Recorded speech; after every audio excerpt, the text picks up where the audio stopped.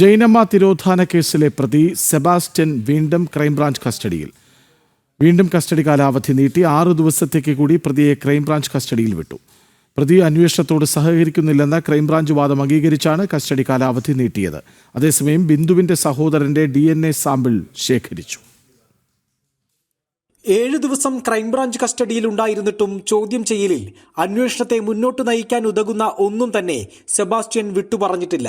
ആദ്യ ദിവസങ്ങളിൽ പൂർണ്ണ നിസ്സഹകരണം, 3 ദിവസത്തിനു ശേഷം ചെറിയ പ്രതികരണങ്ങൾ മാത്രം. ഒടുവിൽ ഇക്കാര്യം തന്നെ കോടതിയിൽ ഉന്നയിച്ചു.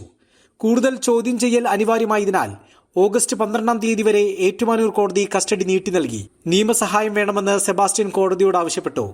സെബാസ്റ്റ്യന്റെ വീട്ടിൽ നിന്നും കണ്ടെത്തിയ അസ്ഥികളുടെ DNA പരിശോധനാ ഫലത്തിലാണ് ക്രൈംബ്രാഞ്ചിന്റെ മുഴുവൻ പ്രതീക്ഷയും. പരിശോധനാ ഫലം ലഭിച്ചാൽ തെളിവുകൾ മുൻനിർത്തിയുള്ള ചോദ്യം ചെയ്യലിൽ സെബാസ്റ്റ്യന് കൂടുതൽ പിടിച്ചു നിൽക്കാനാവില്ല എന്ന് അന്വേഷണ സംഘം കരുതുന്നു. ചേർത്തല സ്വദേശി ബിന്ദു പത്മനാഭന്റെ തിരോധാന കേസിലും DNA പരിശോധന നടത്തും. ഇതിനായി ബിന്ദുവിന്റെ സഹോദരന്റെ സാമ്പിളുകൾ ശേഖരിച്ചു. സെബാസ്റ്റ്യന്റെ സഹായികളിൽ നിന്ന് ഏതെങ്കിലും വിവരങ്ങൾ ലഭ്യമാകുമോ എന്നുള്ള അന്വേഷണത്തിലാണ് ഇപ്പോൾ ക്രൈംബ്രാഞ്ച്.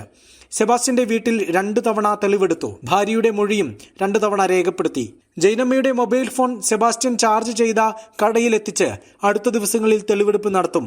നിലവിൽ 4 സ്ത്രീകളുടെ തിരോധാന കേസുകളിൽ സെബാസ്റ്റ്യന് പങ്കുണ്ടെന്നാണ് ക്രൈംബ്രാഞ്ചിന്റെ വിലയിരുത്തൽ.